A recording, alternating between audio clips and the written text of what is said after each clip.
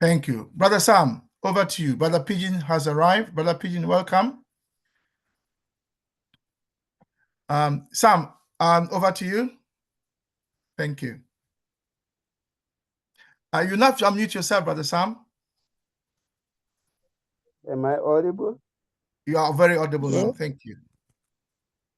Just as morality guides and seeks to connect the actions of millions of persons, so an ideology aims at uniting the actions of millions towards specific and definite goals, notwithstanding that an ideology can be largely implicit.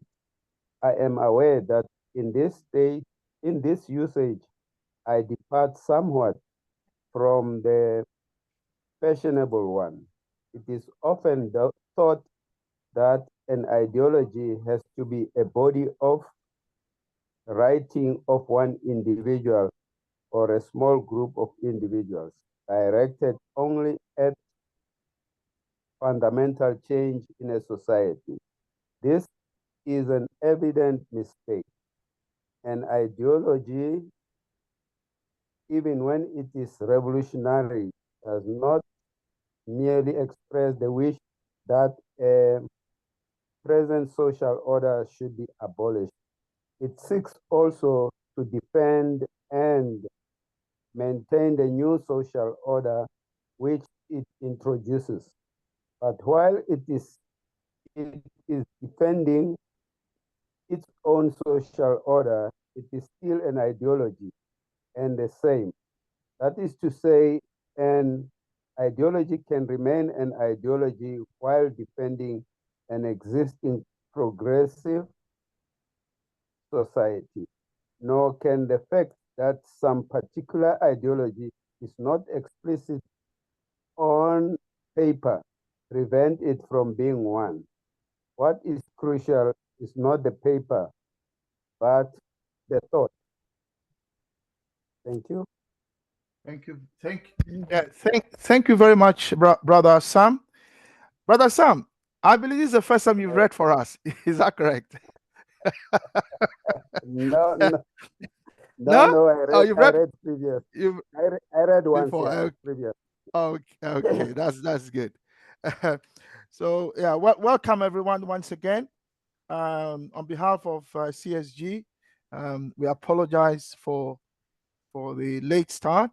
It was due to circumstances partly beyond our control and then partly under our control.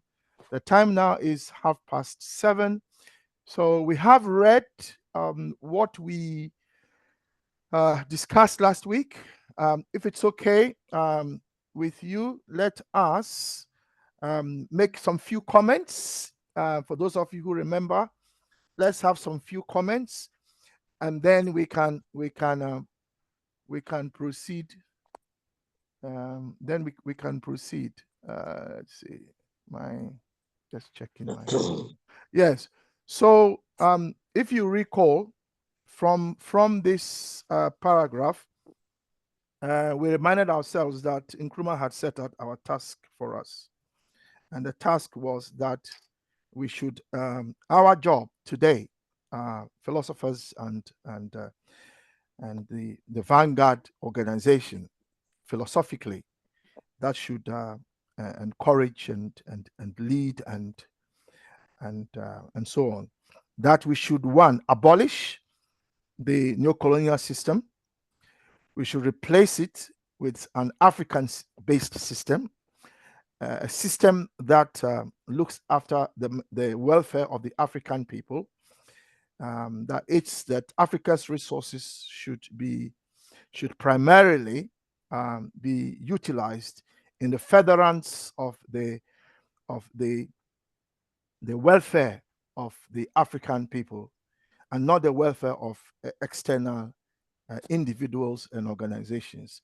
And then thirdly, when we replace it, we'll have to defend it. And defending it is important. And defense, as you already have gathered from our previous meetings, defense then means an an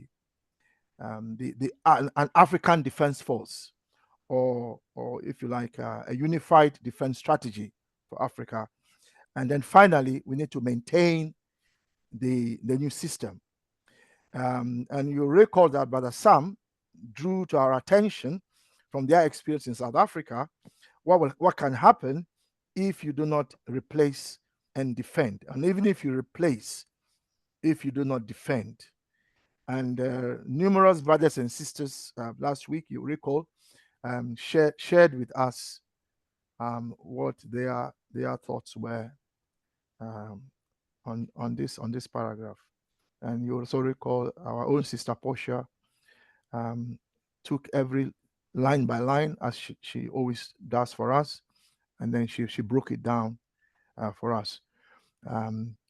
There were discussions as to where we all stand, whether some of us said we were materialists, some said nobody said they were idealists, but then some of us chose not to make a declaration at the moment. And I remember that some asking a sister to make their declaration. And all of us are free to share our thoughts. We are free to share our thinking. Let me remind us that you are not under any obligation to share a thought if you feel you're not ready. You can, of course, pass if you're not ready to share. And then when you feel you are ready, you can come back. But no one should feel that they are under any obligation to share their thoughts. And also, we normally read in turns, so feel free if you want to read. Please let us know. We normally just say who else wants to read should read. But what we ask is, if you read, don't read too fast, because we're not a reading club. We are a philosophical group class. So read slowly for us, so that as you read, we're also thinking about what you are reading and making connections. So the slower for us, the better. And then by the time you get to the end of the reading, we would have made enough connections in order for us to then contribute. So welcome once again, everyone. I hope everyone is fine. Brother Pigeon, we hope you are better. General, we hope you are okay from Azania. Brother Joseph from the Caribbean, I hope you are fine. Brother Sister Portia, I believe you are in Ethiopia. Is that correct, Sister Portia? You are based in Ethiopia. Is that correct, Sister Portia? Thank you, Prof. Kwame. I'm here in Tanzania. Tanzania, that's it. So Sister Portia, Tanzania, Brother Sam, Azania, Brother Welcome, Namibia, Sister Tapua, Zimbabwe, Brother Glenroy, I believe Zanzibar, Brother Anu, Brother Anu, I don't know if that is your real name. I know that's the name of your institute, but I'm not sure if that is your own name. But Anu Institute, I believe, brother, is it Barbados? Yes, I know. Yeah, I know it's fine. I know it's fine. Thank you. Thank you. I should have said, Brother Joseph from Grenada. Those of you know, that is where my children come from. Their mother is from Grenada. So Brother Joseph and I have some affinity. Then Brother Coco, although in England, but he's from Lesotho.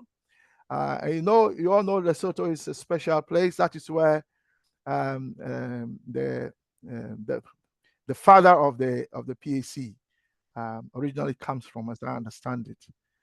And so Brother Coco, and then our own Brother Pigeon, our head of administration, so who I've mentioned earlier, but he's using his two kind of links, consistent study group, and his own name. So Brother Kwame, yes, have I missed anyone? Yes, Brother Coco. I also represent Sierra Leone. My other half is from Sierra Leone, so I'm from West Africa and Southern Africa. Thank you. Brother Coco, we welcome you. We welcome you. Feel free. Yeah. We are all one. So thank you for that. So welcome everyone. And please, we can spend the next maybe 5-10 minutes. If anybody wants to make a comment about the reading from last week, this is the time. I'm going to be quiet now. Thank you.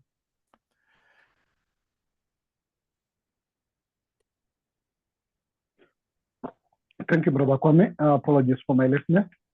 Yes, thank you very much, comrade. And as per the guidance of Brother Kwame, of course, we don't usually take comments on our previous readings, but now it's open for us to spend some 10 minutes to get comments from the previous reading, because it's also tied to the next paragraph. These paragraphs are a bit tied, so it's very hard even sometimes for me to divide them after we look at one paragraph. But please, anybody who want to share something about this paragraph, then you go to the next one. Only share your thinking. If there's anything you feel like you never discussed last time or you never talked of last time, the idea is now coming, please feel free to share that today. Yes, Mr. Tapua, do you want to share something? Just to say, for me, my take on the previous paragraph was the fact that an ideology can be implicit and it doesn't have to be written down, because that's critical.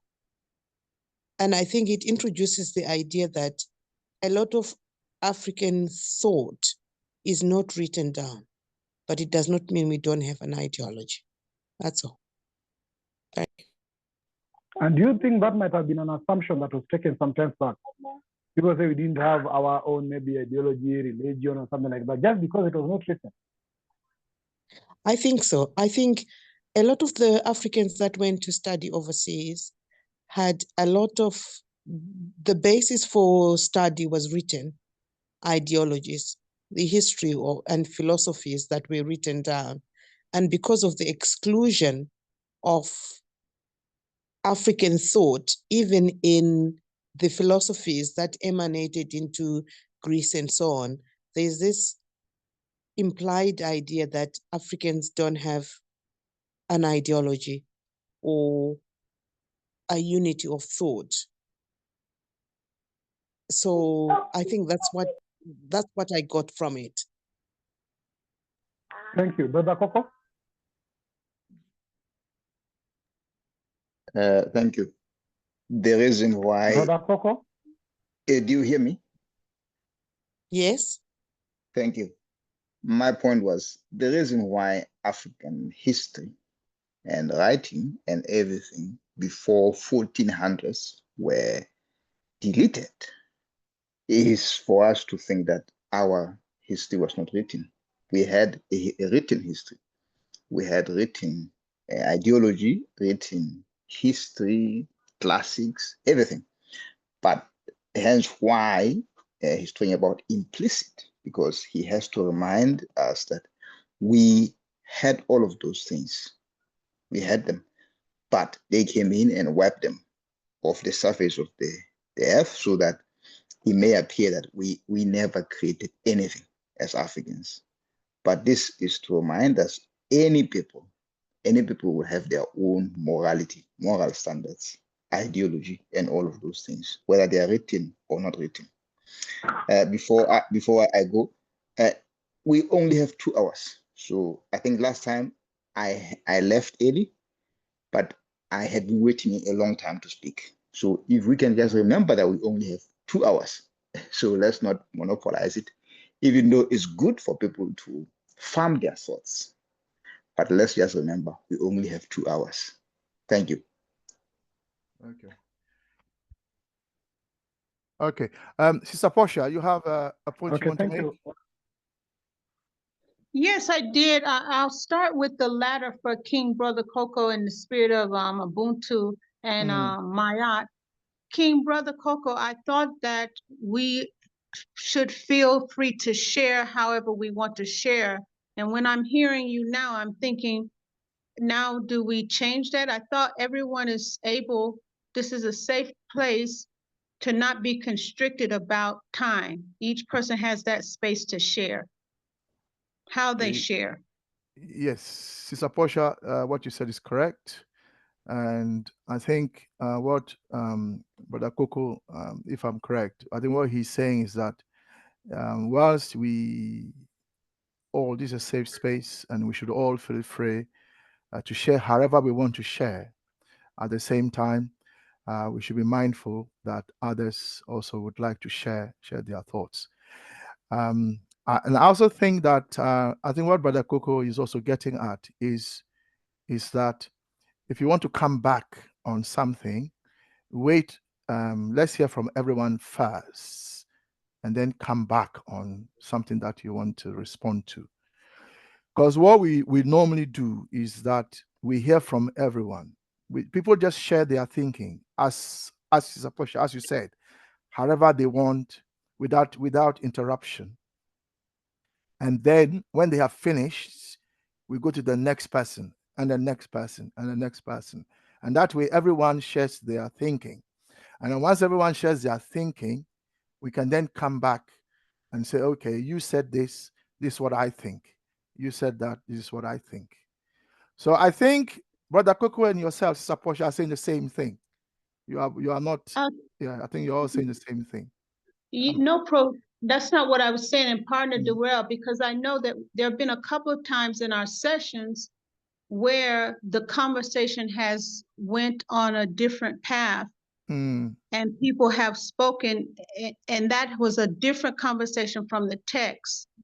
So perhaps, and I'm just coming back to King Brother Coco, because I was asking him, that's how you do in Ubuntu, and this is a safe space. Perhaps it is that we start at a certain time and we stay on course of the topic, and then that would give each person a chance to be able to speak. I just want to say that, but the other point. Hold on, Sister Portia. In as much as what you said is correct, what we don't want to do is to constrain members from what they want to say. You see, this is my point. People, yes, people have this is a safe space. Everybody has a right to share their thinking, and if somebody is sharing their thinking, that thinking may not be what I am thinking, but then guess what? I get to learn from what they are thinking. And in terms of going off topic, you recall, I think 2 weeks ago, where I used an example to respond to Brother Welcome's question for clarification of terminology, and then it shifted the conversation in that direction, and I had to come back and explain that I was using that as an example. I didn't mean that it should become the basis for the discussion. So sometimes that does happen, but Brother Pigeon chairs, and I also chair, and I normally chair, but as you know, because I'm teaching, and I'm not getting home on time, and I'm on the train when it starts, Brother Pigeon has been very good enough to chair for us. And so what I would say is that it's down to us, those who are chairing. And it doesn't have to be, the sharing doesn't have to be myself and Brother Pigeon only. If anybody else wants to chair, please feel free to let us know, and you can also chair. And the chairing, we don't have monopoly over the chairing. So if anybody else wants to, that's fine. So, Sister Portia, the answer to your question is yes. You are not constrained by how you should share your thinking. You're not constrained by time. Feel free and share your thinking. Okay, no problem, Prof. I started not to make a comment, but then Queen Sister Tapua, she said exactly what I was thinking, and also King Brother Coco. Let me start now what King Brother Coco said about Africa having oral and written documents and literature and sciences, and how that was wiped away. And so that can be that presumption, or even the fuel of the lie by the oppressors to try to have people think we don't have ideology, just for an example. And then what I agreed about, was going to say about with Queen Sister Tapua, is what struck with me, and she said it as well. I wrote, the idea is crucial and not the how nor the why. I'll yield. Thank you. Okay, thank you. Can we all remember that, Brother Coco, is it legacy hand or you want to come back? Okay, legacy hand. Okay, thank you. And support his leg. So, can we all remember that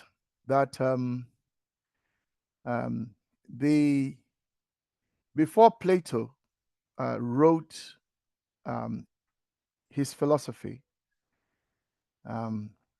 there was no written philosophy. Yeah. And Plato's master was Socrates. So Plato learned everything from Socrates. But Socrates himself did not write anything. And when you came into that group, you swore an oath of secrecy and that you would not divulge what you learn to the public. And Plato broke that oath. And you recall, because he was angry with the fact that Socrates was, if you like, killed by the Athenians for his teachings. So Plato was the first person to put in writing what our ancestors were saying behind closed doors in those secret societies. Remember that Plato and others, all of them came to us in ancient Egypt to learn these secrets. Yeah.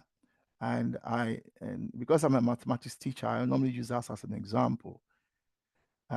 It was Euclid, if you recall, that wrote the first textbook. But some of those things were already being taught by the African priests. So I'm saying this to let you know that both traditions are African. The tradition of not writing your philosophy is as African as the tradition of writing it. And Plato wrote it. We sometimes tend to see these people as Europeans. But remember that these philosophers, when you hear their names, you do not assume that they are European. And do not assume also that if someone is Greek, it means the person is white and white, unquote. There are people today who have European names or European sounding names, but who are as dark as I am. So let's remind ourselves not to be boxed in. In terms of unwritten philosophy, remember there is a Yoruba philosopher called Urunmila, who lived around the same time as Socrates. And like Socrates, he did not also write. Yeah. Now today, some of his philosophy have been written, but there is still a core. By core, I mean CORPS. There are still a core of Yoruba philosophers who have continued the Socratic tradition or the Urunmila tradition up till today. And you can find them also in Ghana and other places. So I'm saying that the tradition, that tradition of not writing philosophy, both traditions are African. We taught them how to write. Don't forget that. It is we that taught, it's we that taught them to write. So we wrote. It's not that we didn't write, we wrote. And the libraries in ancient Egypt, the manuscripts, what do you think they were? Let's remember, Timbuktu was a university. It had manuscripts, and what do you think manuscripts are? Manuscripts are written documents. So the idea that we had no written philosophy, it's not true.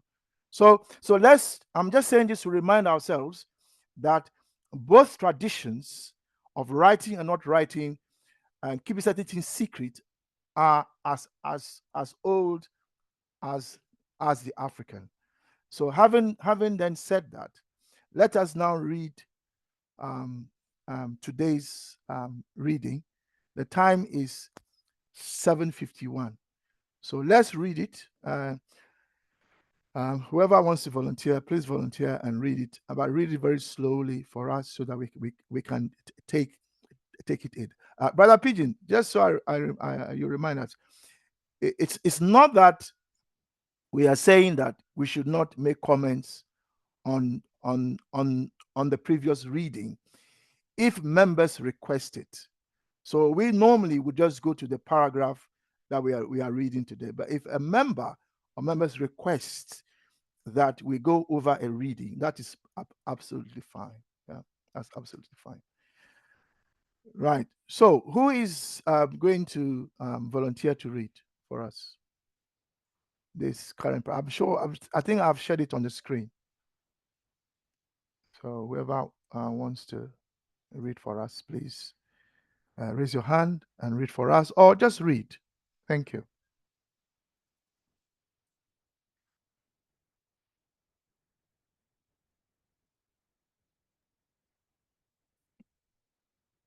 Right. Anyone volunteering?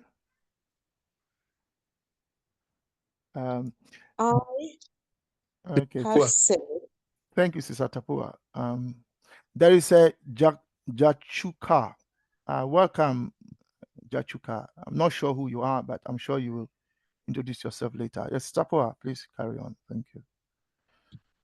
I have said an ideology seeks to bring a specific order into the total life of its society.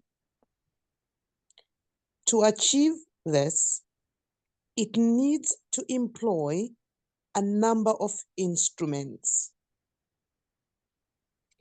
The ideology of a society displays itself in political theory, social theory, and moral theory, and uses these as instruments. It establishes a particular range of political, social, and moral behavior, such that unless behavior of this sort fell within the established range, it would be incompatible with the ideology. What I mean may also be expressed in the following terms. Given the ideology of a society, then some political behavior would be incompatible with it, and some other political behavior would be compatible with it. Given a socialist ideology, for example, the political dictatorship of capital would be incompatible with it. There is always a definite range within which social political theory and practice must fall if they are to conform to a socialist ideology. Sister Tapua, slow down just slightly for us. Just Okay. slightly. Thank you. Right. Thus, ideology displays itself in moral theory and practice. In the account of some Greek philosophers in the last chapter,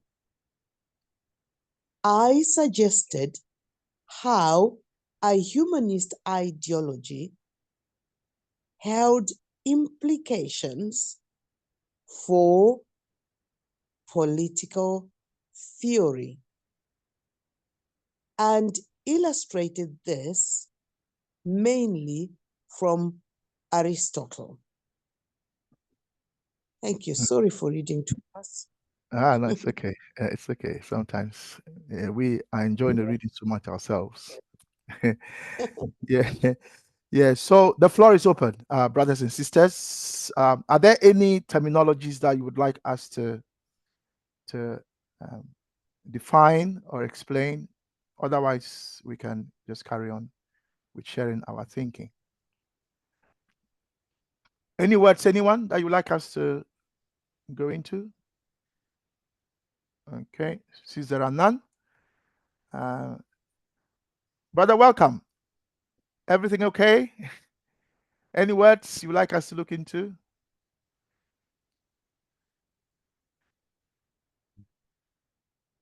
Okay, if not, let's carry on. So just so you all know, we will be commencing basic, a different class on basic ideas, because consensusism assumes a lot.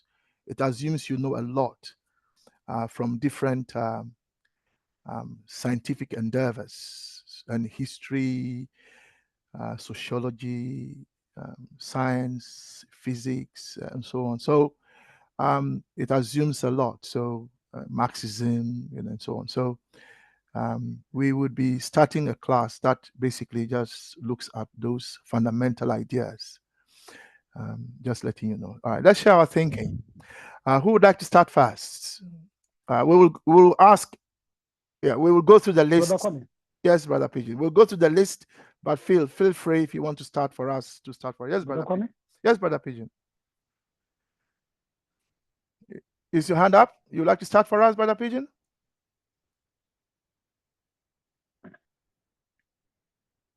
Brother Pigeon, you need to unmute yourself. Thank you. No, I have a question. Yes. I have a question. I have a question. Can you hear me? Yes, we can hear you. Yeah, I will request that you define for us the word theory. Theory, the word theory. Because it has been used several in this context. Not that I don't know the meaning. I think it is very important to understand the word theory. All right, share with us your understanding, and then we can build on that. Thank you.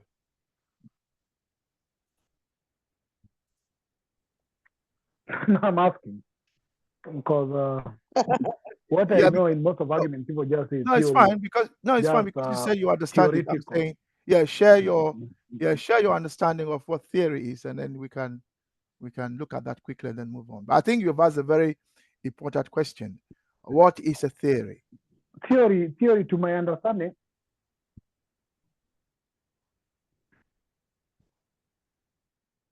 Yep. We can't hear you. We've lost you. Unmute yourself, Brother Pigeon. Thank you.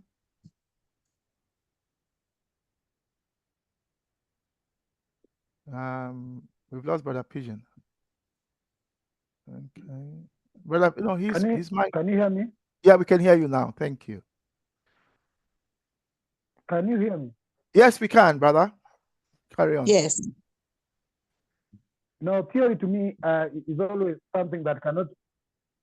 Theory to me is something that cannot be proven scientifically. So anything that does not have a scientific basis or anything that cannot be proven scientifically is theory. That's what I know. Okay. So Tapua, what do you think it means? I think a theory seeks to explain the presumptive basis of something.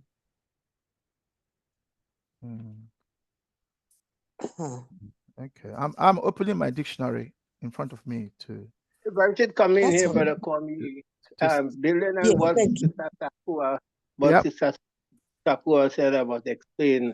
I think when the question was first asked, the simple concept that came up in my mind is the attempt to explain a way of approaching or seeing a certain phenomenon, which will coincide with something what Brother Pigeon talked about, that something that is easily explainable in a way.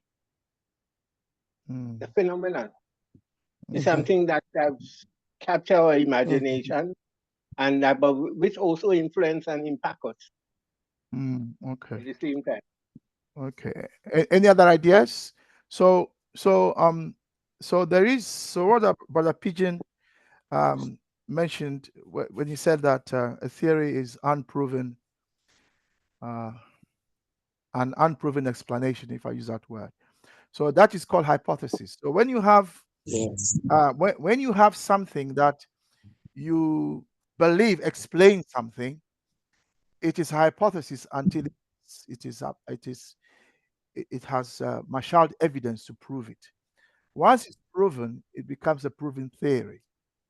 So when a theory is not proven, you can say it's an unproven theory. That's fine, as Brother Pigeon has said. But in the scientific world, it's called a hypothesis. There are different words, but as Sister Tapua has said, the theory is basically, and what Sister Tapua said aligns with what the dictionary is saying. That it's an explanation or system of anything. It explains something. Yeah. So when something happens or certain facts have evolved, by which evolved I mean we have seen them happen as a concrete fact, and you say, okay, what explains this? And then you come up with a theory. So basically, a theory is an explanation. Now, that explanation can come from any field, the field in which you are. You can have a physical explanation. You can have an explanation based on chemistry. You can have an explanation based on biology. You can have an explanation based on mathematics. You can have an explanation based on politics. So when you put in a room different scientists, both physical scientists and social scientists, you find that they all explain the same thing from different theoretical perspectives. Because how politics will explain what, for example, let me use an African example. What, for example, President Traore is doing, that political theories, the political theoretical explanation will be different from an economics theoretical explanation. And that'll be different from a sociological explanation, and so on and so forth. So and when a theory is right, then you find that the explanation from different scientific positions all seem to kind of coincide. I don't know if that makes sense to all of us, but yeah. So in short, theory is an explanation. It's an explanation. Now, that explanation can be proven or unproven. When it's not proven, it's called a hypothesis. When it's proven, it's called a proven theory. Okay, thank you. If there are no further comments, let's share our thinking on the reading. Brother Pigeon.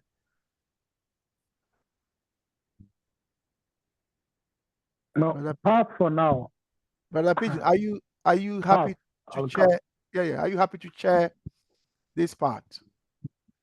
The sharing of our thinking. Yeah, I'm happy. I don't know if I'm having network issue because I'm getting you very late, and maybe I'm also finding the echo is dropping. So I don't know if it's my internet or what's going on. You have two gadgets. You have two gadgets. So I don't know if that's the reason, but you have two gadgets all plugged in. No, is that the reason? No, I don't think so. But can you hear me now clearly? We can hear you clearly. So you chair. I just need to eat some food, otherwise it's getting late.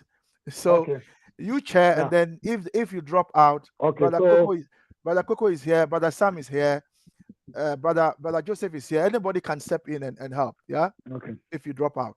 But before I hand over to you, can you please share your thinking first? Share your thinking. That way, then you are free to share without being robbed of sharing your own thing. Yeah, go on. So share your thinking on the reading, and then you can start sharing. Brother Kwame, I'll ask you to allow me pass so that I'll Okay, that's fine. That's fine. All right, over to you then. Okay, thank you. Let's start with Elder Joseph. Elder Joseph, then we'll go to Sister Tapua, in that order, then Brother Ann. I would like to ask to pass for now, Brother President. Okay, thank you. Let's go to Sister Tapua, then Brother Anu. Sister Tapua. Right. I'm looking at the first sentence and it says, I've said an ideology seeks to bring, I'm interested in that word, specific order into the total life of society. And I think it brings me to a comment that's been made in the chat about the fact that it feels like a few people in any society can decide the direction in which the society goes. Because the second sentence reads, to achieve this, it needs to employ a number of instruments.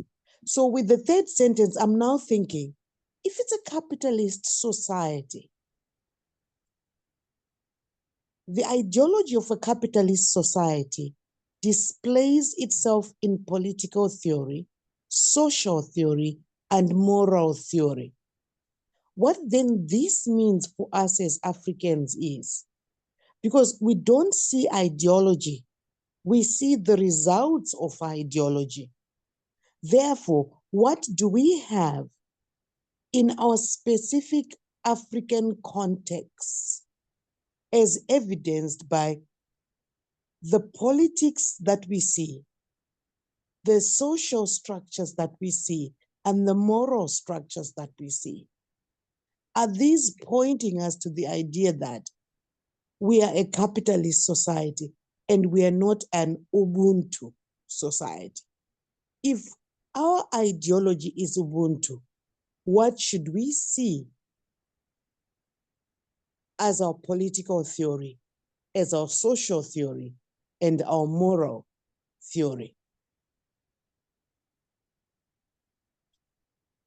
Because if I'm going down further down that paragraph, it says, given the ideology of a society, then some political behavior would be incompatible with it, and some other political behavior would be compatible with it. This means, therefore, that when we look at the present governments that we have, or the present post-colonial societies that we have in Africa, we can actually see that the behaviors that we have in Burkina Faso, the political behavior is reinforcing the idea of Ubuntu, and some of it is not. And so is in the Zimbabwean context or the South African context. Because some of the things that are happening in the environments where we are in are actually going against some of the theories that we thought we were working towards during liberation. I will stop here for now. Thank you. That's my thought. Thank you, Sister Tapua. Brother Anu? Greetings, peace and We blessings. will take the first round to go.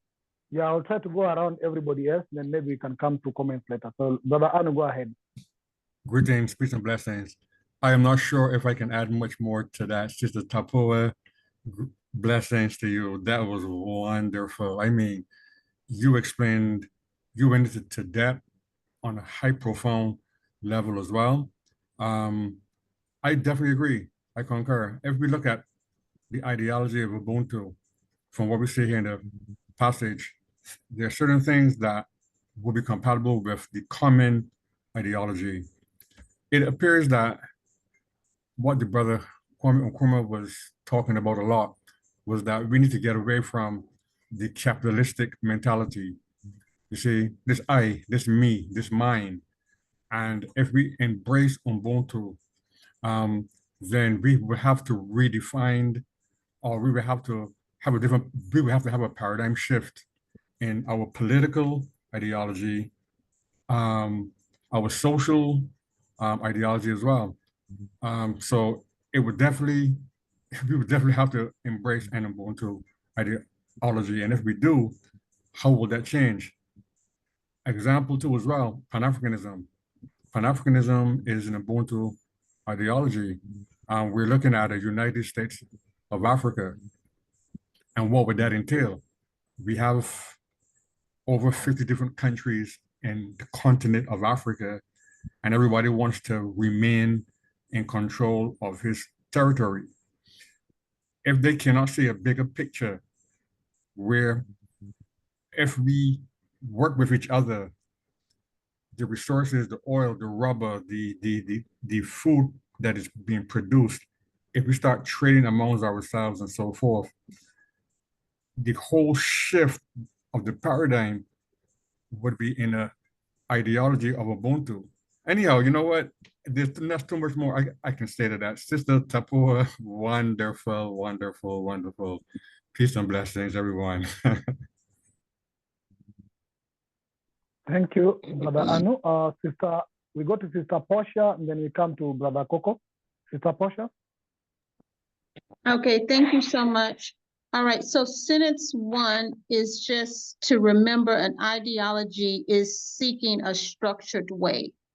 And then the second sentence is that particular ideology requires tools for implementation. And then the third sentence, tools are based on theory, be that political, social, or moral. And then the fourth sentence, it says political, social, and moral. Now it goes on to behavior, match with that applicable ideology. So in other words, you can't have someone who,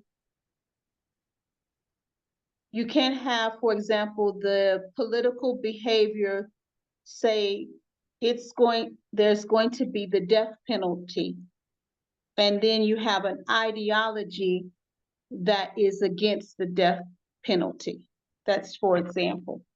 And then the fifth sentence, the author, Dr. Nkrumah, he's just saying, hey, I'm getting ready to break this down further. And then the sixth sentence, here he goes, the ideology of a society. He says, how I read it was, he was saying, you can't, I just give an example because I had to read this sentence a lot. So if the ideology of a society is the New World Order, if that is the ideology of a particular society, then you may have some who are saying yes to GMOs, genetically modified foods, for examples. And then you could have some that are saying non-GMOs. And here, why I got confused is I had to read it several times. He was saying the ideology of society, then some political behavior would be incompatible with it. So I would take, if the ideology is New World Order, then the political behavior, let's say, pushing legislation for non-GMOs is going to not be compatible with the New World Order. But other political behavior, other legislation pushing for GMOs would be compatible with the New World Order. And then in the seventh sentence, it got clearer to me, and it's already been explained by the King brother who had just spoke about, talking about Pan-Africanism. So in other words, racial capitalism and social ideology, those are not going to match. And then on the eighth sentence, I think he is giving room for all of these. He's giving room for this social political theory and practice. And then the ninth sentence, it goes back to the ideas that I had mentioned before. Pardon me one moment. This was on May 22nd. Even though there is at least one ideology per society, that doesn't imply said society has set guidelines. But then here he's saying that ideology displays itself in moral theory and practice. So that part kind of confused me. And oh, I thought it was 9 sentences. This one I didn't prepare for, so I'll stop where I ended on the 9th sentence. Thank you. Thank you, Sister Portia. We'll come back to any comment or any reaction or any expansion later. Let's get to Brother Coco. Brother Coco. Then after Brother Coco, we'll be getting to General Nunaki. In that order, Brother Coco. Thank you, my brother.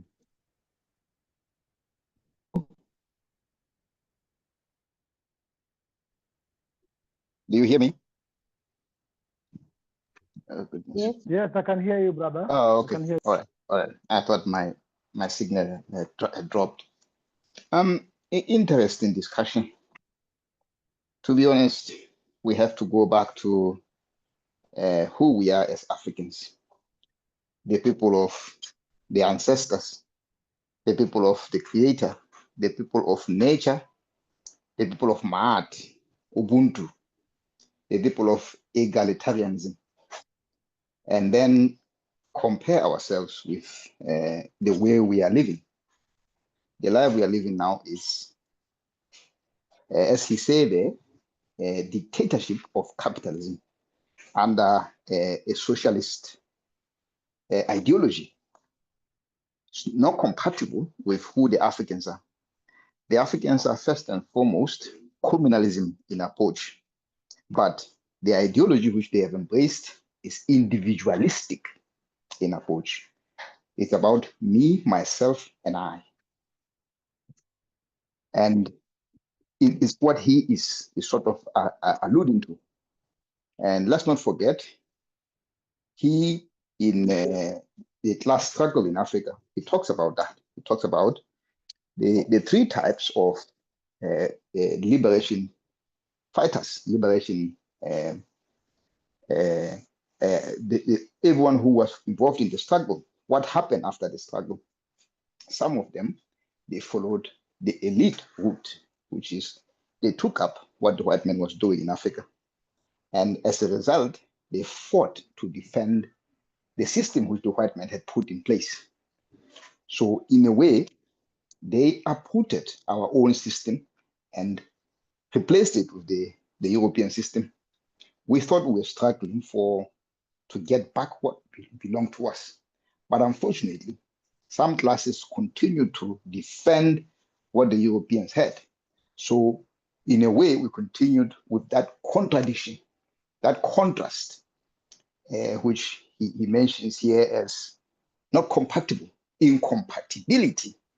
So right now, as we speak, Africa, we said we have countries, 54 countries. Those 54 countries are fiefdoms to me. They're ruled by middle classes. All the middle classes in those countries are all up for themselves and not for the poor. The poor is up to them. And it's exactly the inherited system which comes from the West, the hierarchy.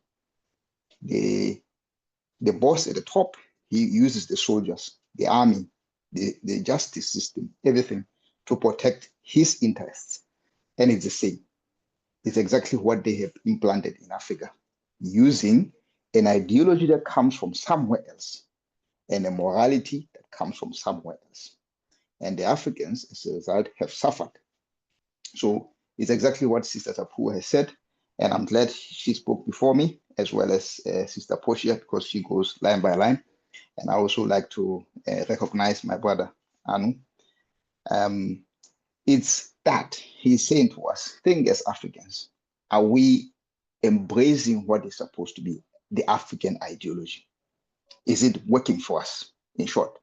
And if you just look at the democracy itself. Democracy, in the class struggle, he calls it a battle of the oligarchies. I knew about the battle of the oligarchies because Professor Richard Wolff talked about it. But I hadn't realized that Dr. Nkrumah had observed that before. Most of these, he has seen them coming. And Pickben is here. He's going to run for president in the next election, 2027. If you don't have enough, if you don't have support, then that's the problem. It's just going to be who has more money. Democracy is who has more money or who can sell out the most. So I think you need to be careful about that when you go in there. Go in there with the ideology to change things. But be careful because Imran Khan tried the same thing. And we know what happened to Imran Khan. We know what happened to Sri Lanka and Bangladesh. So we have to know about all of this because it's important. We know what is compatible for us as Africans, but also who our enemies are. We have to know ourselves first, but we have to know also who our enemies are. Thank you.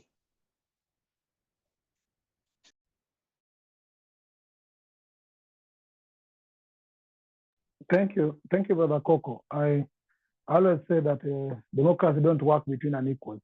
As you say, it's the battle of oligarchs who are all equal.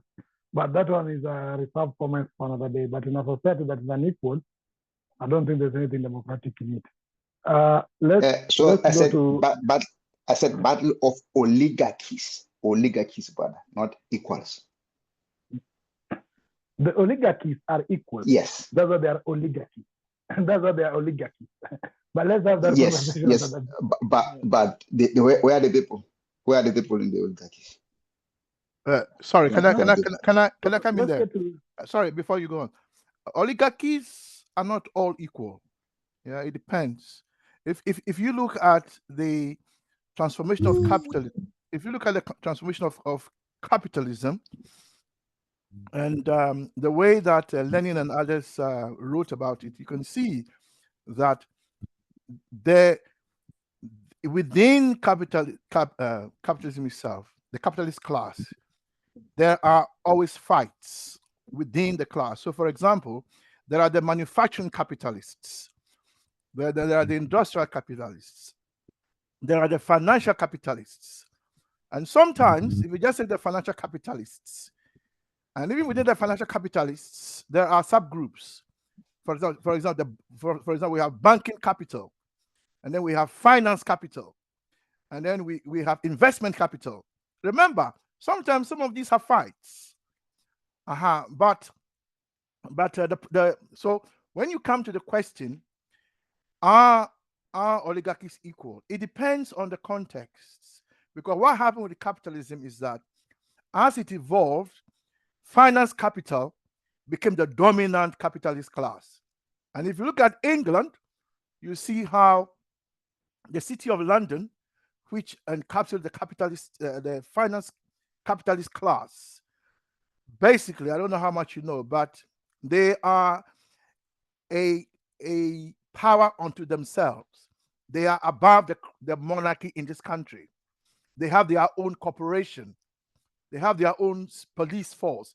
They make their own laws, and so on. So,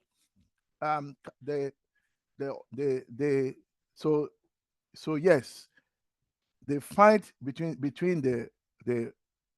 when the oligarchs are fighting, they are not always equal. They are not always equal, depending on the context. Right now, the most dominant capitalist group is situated in America, in the United States of America.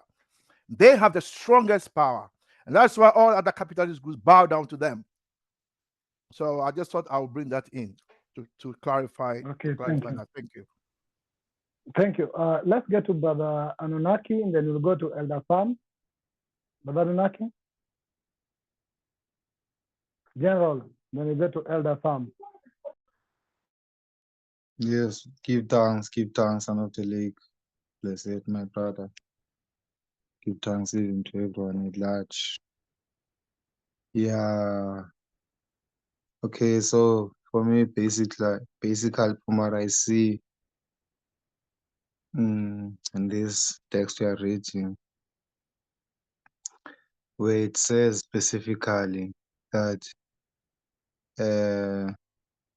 it says there, to achieve this, it goes from the second graph, to achieve this, it needs to employ a number of instruments.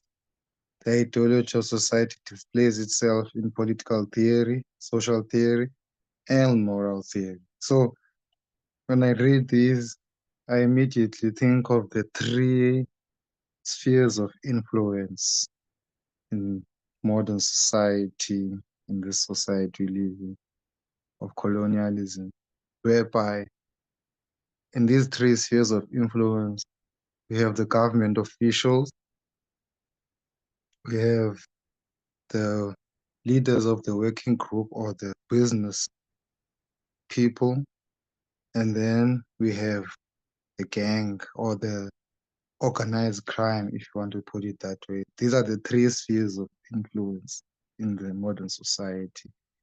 So I could say that obviously criminal activities, organized crime will fall under moral behavior or moral theory. And then we can say that the government officials will fall under social theory, political theory. And then we'll say the business or the working class will fall under social theory. So these things, they interplay, more especially when I read here, when I close, it reads here that thus ideology displays itself in moral theory and practice. So, and that's exactly what's happening. If you can, I can just make it to conceptualize it, compactualize it. Let's use Africa.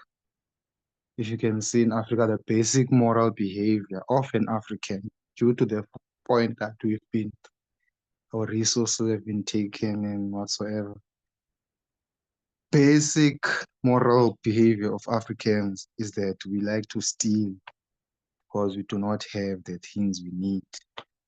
Another problem is that we have a tendency not to love another African neighbor. Yeah, also these are the moral behaviors that are happening on a daily basis, and they act directly within society. So the ideology that displays itself in moral theory will obviously be robbery, because the people who created the government systems we are in robbed the African people into poverty. African people were not born into poverty. They were rich. Cannot rob someone who's not rich. So that is just my example that from what I read here in this sentence, that if it says here ideology displays itself in moral theory and practice, then the moral theory and practice, what I see is happening, if I make an example of what's happening in Africa, is basically robbery, rape, etc., etc. So that ideology comes from the idealists who created this globalist government. So since their moral behavior and their social setting was based on robbing resources from other continents and other countries of yellow people, red people, black people, then obviously their policies would have to try and gatekeep and hide that continual movement. So let me hold it there for now. Thank you. Thank you. And Hassan? Thank you, Brother Pigeon. Brothers and sisters, I think all the speakers that spoke before me have really captured all the facts about this reading. But for me, the essence is what we have been reading throughout this chapter, and Kwame Nkrumah is trying to show us that there's rules everywhere, and these rules govern whatever system that is in place. And I just want to remind Sister Tapua of the song by Oliver Mtukudzi that hakuna kutiwa pinda mbichana. If you enter into something, whether it's soccer, there are rules that govern that game, and you are either playing soccer according to those rules, or you are not playing soccer, you're playing hockey. And this is what Kwame Nkrumah is trying to show us. And I think the essence for me is that he makes us to understand the categories of societies that we have and how they display themselves in the social conditions of people of that society. And, you know, for me, the classic situation in South Africa tells me a lot. You know, 1994, everybody jumped sky high, the miracle of Nelson Mandela. But the essence is we never did the first position. What Brother Kwame said to us, our first role is to abolish. We didn't abolish capitalism and colonialism in South Africa. In fact, we have just removed the real enemy that we know, and we put our own brothers into platform. And if you don't study these essence of theories that Kwame Nkrumah is putting to us, you are not going to be able to see this.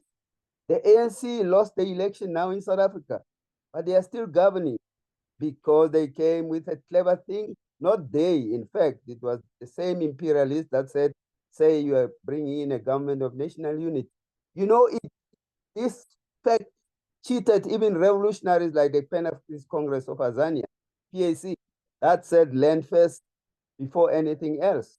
They are now part of the government of national unity. But it is going further. Now the ANC government is talking of a national dialogue. Nothing far away. They've already appointed a team of eminent people that are going to guide this. So the same ruling people are governing the society in this manner that many people, subtle way that keeps us lulled into this pseudo freedom. But the conditions, the concrete conditions of our people have not changed completely. And I think this is a brilliant subject that Kwame Nkrumah has introduced to us. Thank you.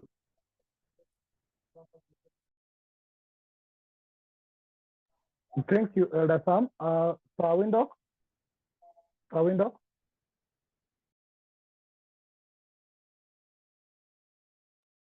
Yes, Brother Pigeon. Greetings to everyone. Yeah. Greetings, brother.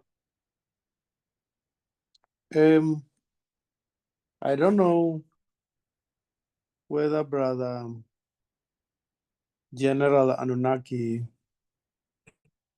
has confused me, or I'm now blank. Can somebody else help me? What is a typical political theory, or a social theory, or a theory? Because these are fundamentals upon which ideology seeks to bring a specific order in a total life of society. So what are these typical theories? And is there a big difference between a theory and ideology? Let me hold it there.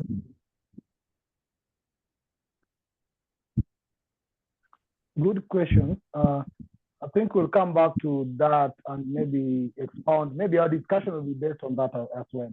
Those questions you've asked. So let me take the round. First of all, we have only 3 people remaining. Then let's get back to what Prawindo keeps asking, because I think that will form a basis of another discussion once we hear what people think. Even if we'll do it briefly, let's be back to both key questions. That's why I asked before that let's first of all define what is a theory, because I was very conscious on where I was going with that. But yes, hear what Elder Glenn is here. Elder Glenn, please share with us your thinking. Then we'll go to Jachuka. Then we can now come back to start discuss also what Prawindo is raising. Elder Glenn?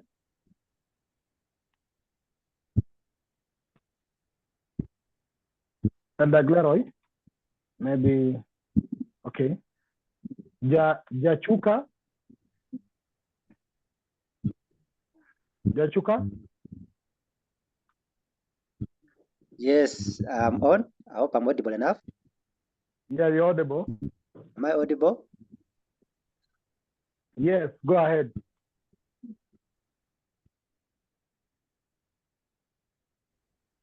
Okay, thank you. Thank you so much, comrades. Shuka, I'm from Uganda. I've been part of this family for some time, although I got some challenge, okay, some national assignment which kept me off, but I'm happy to be back. On this particular day, I am particularly interested in when we read it from the ideology of a society displays itself in political theory, social theory, and moral theory, and uses these as instruments. When we reflect at our history as Africans, they always say we are primitive, we are not advanced, we are doing nothing. But and yet when you read the literature, when you reflect on most of the things, it shows that we are already a step ahead. That's where we are currently. It is not true that we have never had an ideology. If indeed we lacked an ideology, consciousness of the kind like the one we have today wouldn't exist. We had it, but very many people at the time did not believe in it. You can recall that at the time of independence, there were two groups of people that were created. The first group were people who already knew about power, and this group was further subdivided into two. There were those who were trained by the colonialists as their agents, rather loyalists. Then there were the likes of Kwame Nkrumah, who were studying general things because they didn't have any privilege. And then the other main group of people, the second major group of people, were people who just needed to be free at their own land, who wanted to be just to have a sense of sleeping free in their own land. And this is where the masses were. They just wanted anything called freedom. And at that point, the people who progressed were the other group of people who knew what power was. And because most of the people who took power were those who were agents of the colonialists, they did not give room, for example, for the likes of Osage IV, who saw the need to pull other countries who were not yet free at the time. For example, I was challenging a group of colleagues one time that, do you say we are backward, and yet at the time of independence, the likes of Ghana were the first to get independence, Egypt and so forth. But they saw that they were not free if their own neighbors, their own colleagues were not free. Why did they have to traverse across Africa to mobilize their colleagues, moving outside Africa to look for resources in order to free the likes of South Africa, Mozambique? Yeah, those countries that we know are not independent. There was some, but that's what was missing is actually what is missing. Do we recognize that we are a force that is needed to propel us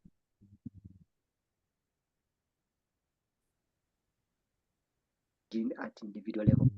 I would one day, maybe when we have this discussion, example of what the president of Uganda, Yoweri Kaguta Museveni, always puts forward. And he says that the biggest problem is facing is actually not lack of resources. It is because the people of Africa do not see the good of coming together and put some of the past, for example, those who say they died for the country, died in the struggle for independence. Let's at least try to put what we call the bare minimum. So I still say today as we stand,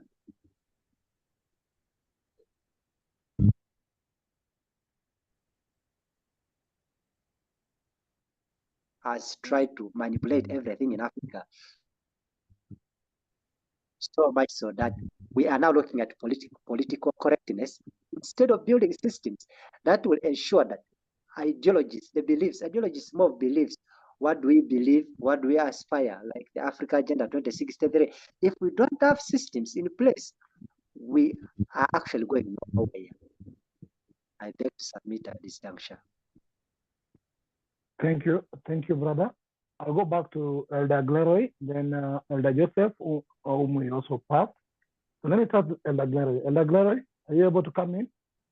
If you're not able, then I move to Elder Joseph. Yes. Are you in me, President? Yeah, go ahead, Elder Joseph. Yeah, I think one of the things that we tend to overlook is the role of language. It said one of the issues raised was what are the instruments that are used to really get the ideology in place. And language is one of the instruments which we pay very little attention to. Because even some of the things we try to unravel here is because the problem of language, based on what we understand, maybe from where we're coming from the various version of English or whatever. So this is a phenomenon we have to try and sort of, I would say, dissect. But also the various ways that are being done to keep us from even coming close to really having that sort of unity and so on. The role of media, whether it's the mass media or whatever social media and so on, it leaves us scrambling. So all of these, we need to understand, as some of the comrades said earlier, on ourselves and understand the enemy. And the enemy is not necessarily individuals. The enemy is that force, again, the ideology that gives rise to the effort by a certain group or groups to keep African people at bay. And you see one of the last major example, although we see one now emerging in America, but the apartheid, where they decided, okay, we have to make sure that those folks are kept in their place. They are totally managed. And of course, I'm not qualified to speak about it as Brother Sam, who live and breathe that. But these are some of the examples that we could look at, in which even within the apartheid system, they had their religious, spiritual, they had the Dutch Reformed Church, and you have the economics, which was supported a lot externally. The Americans ensure that, and the Western world ensure that South Africa had adequate fuel. They had diplomatic support and everything. While of course the African folks struggled, and some people tend to forget that had it not been for Soviet Union and Cuba, maybe things would not even have a 1994. You tend to forget that. And one of the things I think I'm wary about is those of us who try to have the purity of whether it's Ubuntu or African philosophy. I mean, once you interact with other creatures, with others, your thing will be modified, not the ideology, but even the strategy or the policies and so on. So we need to be able to understand that if we want pure stuff, like we say, like it's like the apartheid people and the racists in America right now. So, but there's one thing I wanted to add in relation to, I think was General Ananiki that talk about the different class, the powerful, whatever the various elements. There was a group of people, capitalists. No, I think what Brother Kwame, he lists the financial capitalists, the the others. But there is a group now, the techno-capitalists, that they are almost invisible. Maybe Elon Musk and so on could be considered one of them, who has enormous control, effect on how things are run in the world. In fact, there's a book called Surveillance Capitalism that showed the role of technology and how the world is being shaped. This is something, again, we don't really pay attention to. But all of that is important. I would say, after reading Das Kapital, I got, not because I'm a Marxist, I got a real great appreciation for how those who overthrew the serf system in Europe, how they were able to ensure that their way of thinking and their way of being became the dominant. And of course, they had ally in the Protestant ethics, the people, the Calvinists and so on. So a number of elements came together, and we had to understand also how we could put different elements together to make sure that the return of the African way of living, that will benefit everybody. All of us, including the world in general. The global citizen of the world. I'll stop here. I hope I've made sense. Thank you. Thank you very much, Elder Joseph. Brother Kwame, it's your turn. Please come in to share your thinking with us as well. Brother Kwame. Yeah, thank you. And also, Brother Kwame, you shared your thinking. And I'll be last. Yeah, share your thinking. I'll go last. No, you share your thinking first. Thank you. Now, I'm looking at the first statement. And the first statement brings to me the importance of an ideology. Why do we need an ideology? We need an ideology to bring order in the total life of our society. Now, it means in a society without order, it means what is lacking? An ideology. So that is something that we need to interrogate very further. Look at the African society today. Do we have a civic order? And order is about uniform conduct of something. We say it is orderly. It is in a certain conduct or in a certain pursuit. So it means if you have to move in a certain direction, if you have to move as a unit, because order then brings the element of unity. So I would say, ideology seeks to bring unity in the total life of a society. But then unity is then followed by the specific order. So a society that shares same order is united in that order. Last time, I brought the element of the same ideology pointing in the last paragraph, the element of unity. Does it mean that the fact that we as African society still not united as per se is because we lack an ideology or a common ideology? Then the next thing is, if we have that ideology or if we lack it, how do we then ensure that that ideology can be put in practice? Then it says that ideology will employ a number of instruments. Several, we've been talking, of course, we can say we have Ubuntu, Pan-Africanism. The question we ask ourselves, what is the political theory of Ubuntu? What is the social theory of Ubuntu? What is the moral theory of Ubuntu? And not only Ubuntu, we talk about Pan-Africanism, we talk about consciousness, we talk about socialism or anything you want to talk about, or even if you are now looking at capitalism, can we analyze capitalism to the extent of looking at one? What is the capitalism political theory? What is capitalism social theory? And what is the capitalism moral theory? Because then, both theories, that is what will lead to practice. We will see the practice. We read about behavior of some people. We read about how they conduct themselves. But we don't know that whoever or how they conduct themselves is from their theory. And that theory is informed with an ideology.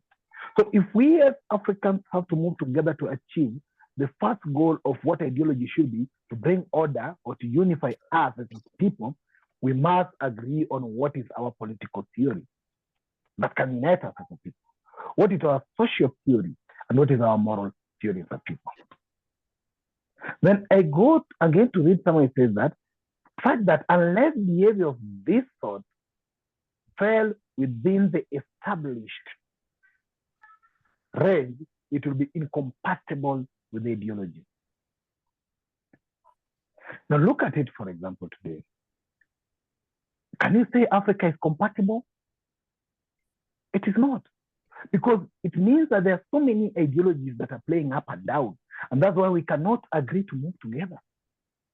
We cannot agree on one political theory. Yes, you remember some of us talk about, let's go for our united Africa as our political goal. Some don't think about that way.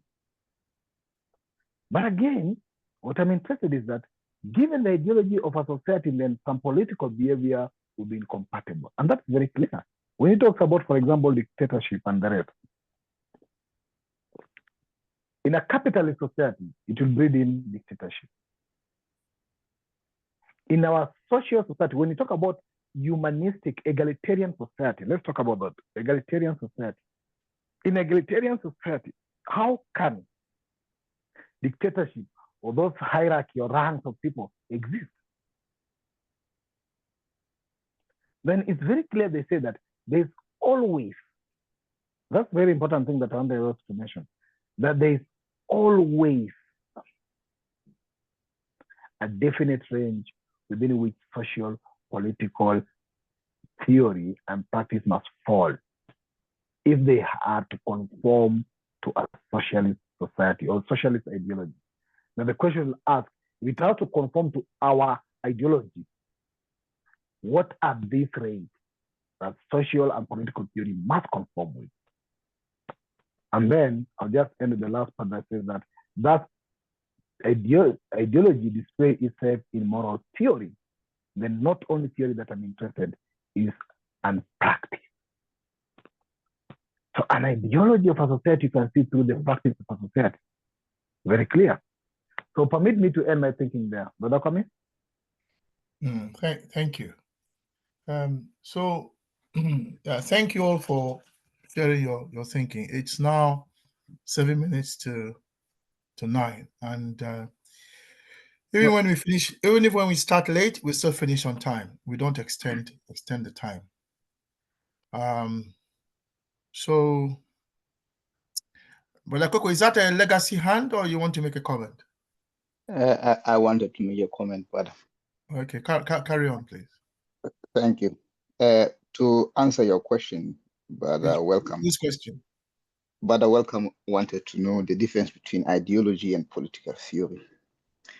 So political theory is an academic discipline, brother, and it focuses on understanding. And even though it has philosophical roots and history to explore political problems, it's more of a what is, what to be. So that's the political theory, or else also a toolbox of ideas. But their ideology is a set of beliefs and values. All right, it's action oriented. It's typically trying to serve to justify, recommend, or endorse collective action aimed at preserving or changing political practices and institutions, and is simplified for mobilization. While rooted in political theory, ideologies often simplify complex theoretical ideas to make them more accessible and digestible to wider audience. Is associated with groups or parties, or let's say in this case, Africans, Europeans, right? And it's a sort of a workbench for theories. The theories can emerge from ideologies. Yes, brother. There are a few hands up, and the time we only have 5 minutes left. No, so I'm done. Thank you. What I would suggest is let's pick this up I'm done. Thank you. That's fine. I'll put this in the chat. Thank you. Yeah. But remember, Brother Welcome might have a question, and you'll have to respond. So that's why we need to continue next week. Sister Pua and Sister Portia have their hands up, so let's let them make their comments very quickly. But Sister Tapua? Yeah, my question is time. Because if I know our tradition is to end on time, but if we have things that were out of control, our control, is it possible to put it to the vote to see if we can't extend the answer is no. We are not putting this to the vote. the dictatorship. Thank you. This is Afosha. I am continuing to question where and why we are pushing for unity. Please don't throw anything at me as I ask this. You mean why Africa should unite, you mean? I'm getting to my point, please, Professor. Okay. I am sorry, you're still talking. Sorry, my apologies. Go on. No problem. I am continuing to question where we continue to push this unity.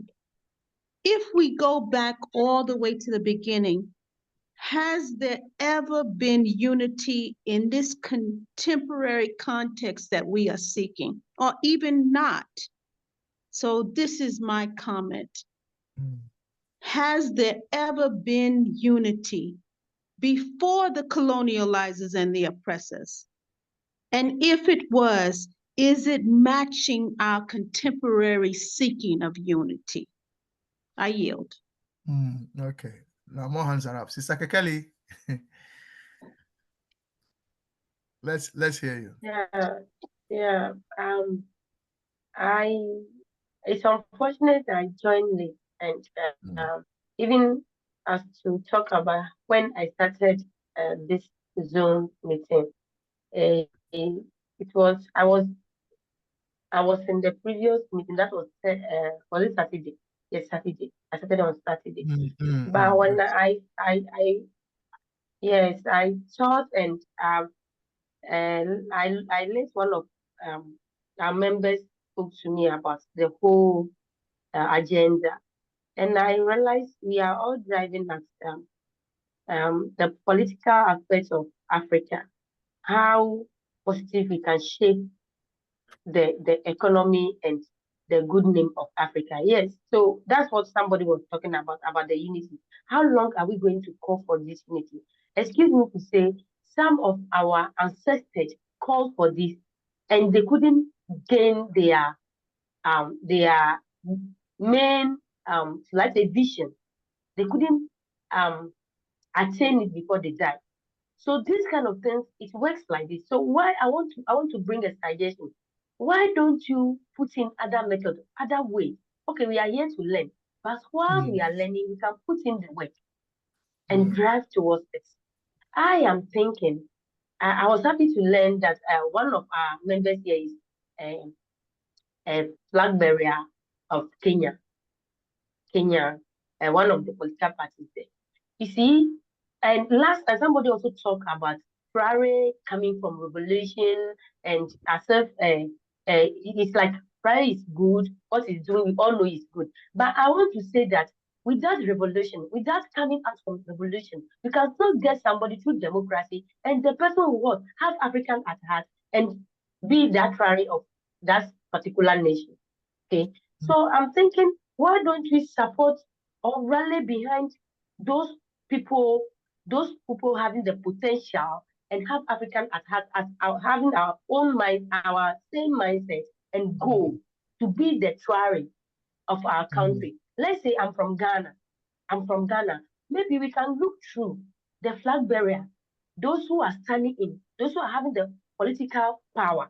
Maybe one of them, or if not, somebody new can emerge. Then we all rally behind the person. Social media is there, it's helpful. Me, I've never seen Traore before. I've never known him until I saw him on social media. People started talking about him, posting him until when I saw the diaspora people having demonstration, calling Britain and other European countries to back off, America to back off. You see? So I'm thinking if we go through that lane, because I'm not saying maybe we are few here, but then there are other people here with the social media. It's a very good avenue. We can use this and get what we want. But to wait for Africa to unite before we get what we want, I think we'll wait for long. We'll wait for long. So this is my opinion. This is my candid opinion. Thank you. Sister Kekeli, thank you very much. So I think your conversation will fit into our Saturday discussion when we continue our Saturday discussion. The time is now 1 minute past 9. We'll have to bring the meeting to a close. Listening. So Sister Kekeli, just so you know, this Thursday classes are dedicated to philosophical discussion based on Nkrumah's book, and that focuses on philosophy and the ideology of conscience system. And then Saturdays are for discussing the very issues you've just raised and what others have raised. Oh, okay. Okay. Yeah, thank you. Just so thank you. So just so for I want to say this so we take it away with us because of time. Why does Nkrumah raise the questions of theory in this chapter? Because this is the first time we are coming across these theories, this question of theory in relation to ideology. The question is why? Let's put it within the context of the chapter, society and ideology. So we will come across this again and again and again. So in chapter 3, which we are reading now, we are looking at the relationship between society and ideology, as opposed to the previous chapter when we looked at philosophy and society. Yeah. So so that is it. Brother Pigeon will give us announcements, and then we will bring the meeting to a close. Thank you. Sister Tapua, but we've always, just so you know, we've always had 2 hours as our meeting since we started about 20 years ago, and we've not changed that model, and we've always also met on Thursdays. So it's a tradition we want to. Okay. When we keep to time, then people know even if they come late, they will finish on time. And so, yeah. Thank you. Thank you, Brother Kwame. As you remind us of the topic for this Saturday, permit me to say that 1, I personally apologize for being late to this class. 2, I'll say that we have tried our best to ensure that at least everybody who have attended shared something, at least. So thank you very much for that. And it shows that we can actually share more, because that we have been able to do everybody sharing their thinking within the 1 hour we've been using. It means that then we need to use our 2 hours properly so that we can all share more. And that's something we are learning. So all these recordings for this week will be available next week. But the recording for last week, I'll be sharing them tomorrow in the morning so that you can go through what we discussed last week. Sister Kekeli, I've added you to our broadcast list. I realized you are not in the broadcast list, so you'll always be getting our updates on time. This Saturday, of course, Brother Kwame, please share with us that. And yes, cultural decolonization. Yes. Oh, yeah, it was cultural. And somebody came up with this, Brother Coco. Brother Kwame. Yeah, the discussions last week pointed to this. So interestingly, we had this topic. Brother Pigeon, Sister Kekeli wasn't in when you said what you said because she had dropped out. So she's just come back in again. So you might want to get in touch with her and explain to her. Okay. Yeah? But yeah, the topic for Saturday is cultural decolonization. Thank you. So I'll be sending this topic tomorrow. I'll try my best to ensure that I send it tomorrow in advance, the notice for this Saturday meeting, so that anybody who want to share something about cultural decolonization, please prepare in advance to have some short presentation. Just let me know in advance so that on Saturday we give you time to do a presentation on that. I have contact of all of you, and I'll be able to ensure that you get that notice in advance. And probably there's something that we might be doing a bit from other thing that I'm doing on Sunday. Brother Brother Kwame, you're the one who reminded me about Soweto. So we might be doing something on Soweto on 15th from our Sunday class where we held a Ngugi thing. So we might have a Soweto thing on 15th, but I'll also be able to share with some people on how that's going to take place. So without much ado, permit me to thank you all for your time, and may I wish you a blessed evening. And let's continue. We don't always stop the conversation. We pause because the reading continues. So let's continue the thought flow next week. May you have all a lovely evening, and thank you very much for your attendance. Thank you. Good night, everybody. Good night, everybody. Good night. Good night. Good night. Good night, everybody. Peace. Brother Kwame, you have the right to stop the meeting from your side. Oh, yes, of course. Thank you. Sorry about that. Thank you. So stop the recording. There you go.